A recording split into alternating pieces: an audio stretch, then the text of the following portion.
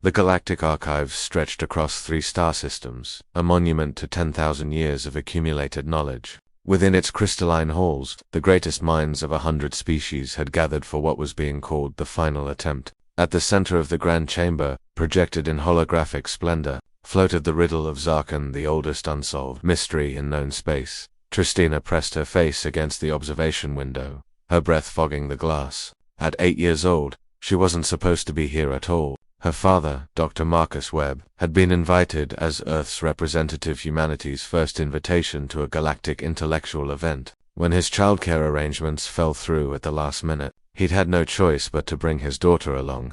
"Stay quiet and don't touch anything," he'd whispered before joining the assembled scholars below. Beside her, Loki, her father's graduate assistant and reluctant babysitter, scrolled through his data, occasionally glancing at the proceedings below with barely concealed boredom. At 23, he'd rather be anywhere else than watching alien academics argue about ancient puzzles. "This is stupid," Loki muttered. "They've been at this for 3 hours. Tristina hissed. "I'm trying to listen." Below them, Ambassador Thexel of the Valorian Collective was speaking, their translator rendering their chittering language into smooth galactic standard. "For 6 millennia, this artifact has guarded the entrance to the Zarkan vault. Legend speaks of treasures beyond imagination, technology that could reshape reality itself. Yet no species has succeeded in solving its riddle."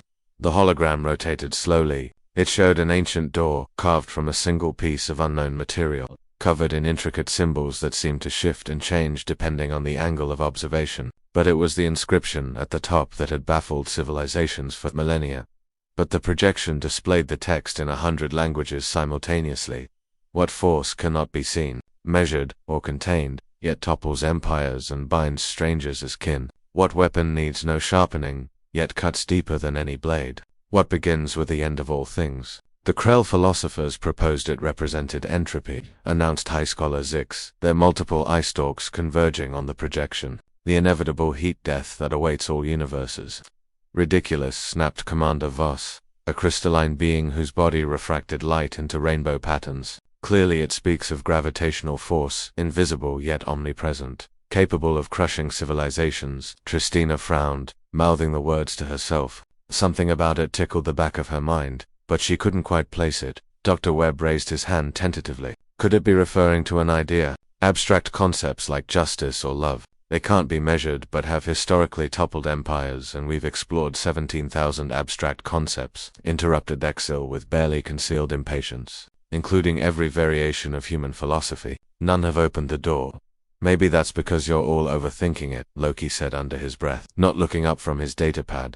Tristina suddenly grabbed his arm. "Loki, read it again, out loud." "No, I'm not, please." Sighing, Loki cleared his throat and read, "What force cannot be seen, measured, or contained, yet topples empires and binds strangers as kin." "Stop." Tristina's eyes went wide. "Oh my gosh. Oh my gosh." Before Loki could stop her, she'd pressed the intercom button that connected the observation room to the chamber below. "It's a knock-knock joke." 2,000 alien eyes and eye equivalents turned upward. The chamber fell into stunned silence. Dr. Webb's face went pale. "Tristina, please. We talked about no, Dad. Listen." Her voice echoed through the chamber's acoustic systems. "It's a knock-knock joke. What begins with the end of all things? The letter S. Things ends with the letter S. And that's also what strangers starts with. And knock-knock jokes are silly and funny.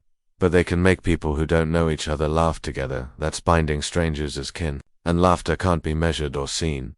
But it does topple empires when people laugh at tyrants. It's laughter. The answer is laughter." The silence that followed was deafening, but then High Scholar Zix began to tremble, a sign of extreme agitation in their species. "A joke. 6,000 years. And it's a joke." "Impossible," Thexel declared. "The Zarkan were the most advanced civilization in galactic history. They would never." A deep rumbling sound cut through the chamber. On the holographic display, the ancient door was moving. The symbols began to glow, rearranging themselves into a new pattern. And then, with a sound like thunder and music combined, the door swung open. From within the vault, a holographic figure emerged, a being of pure light wearing what could only be described as an enormous grin. "Finally," the voice boomed with delight. "Do you know how long we've been waiting for someone to get it? 6,247 years. We were starting to think everyone had forgotten how to laugh." The figure gestured, and suddenly the vault's contents were revealed, not weapons or reality-altering technology, but libraries of art, music, comedy routines, and entertainment from the lost Zarkan civilization. "We left you our greatest treasure," the hologram continued. "The thing that kept our civilization thriving for 100,000 years. Joy. Not your mathematical formulas or your weapons or your cold logic. Those things are tools. But laughter, wonder, play, these are what make existence worth living." The hologram turned toward the observation window where Tristina stood. "Thank you, small human child, for remembering something the wise forgot. Sometimes the deepest truths wear funny hats." In the chaos that followed, scientists arguing, philosophers re-evaluating their life choices, and Ambassador Thexel having what appeared to be an existential crisis, Loki looked down at Tristina with newfound respect. "How did you know?" Tristina shrugged. "My teacher tells knock-knock jokes every day. She says laughter makes hard things easier. I guess the Zarkon knew that too." Dr. Webb made his way back to the observation room, his expression cycling between pride, embarrassment, and amazement. "Tristina, you just solved a 6,000-year-old mystery. Does this mean I'm in trouble?" "Absolutely," he said, sweeping her into a hug. "And you're grounded for interrupting a galactic assembly. But first, apparently, you need to give a speech to the Council of Elders." As they made their way down to the main chamber, passing alien scholars who now looked at the small human child with a mixture of awe and chagrin, Tristina whispered to Loki, "Want to hear a knock-knock joke?" "Sure, why not? The universe already changed today. Knock-knock, who's there?" "Interrupting alien civilization.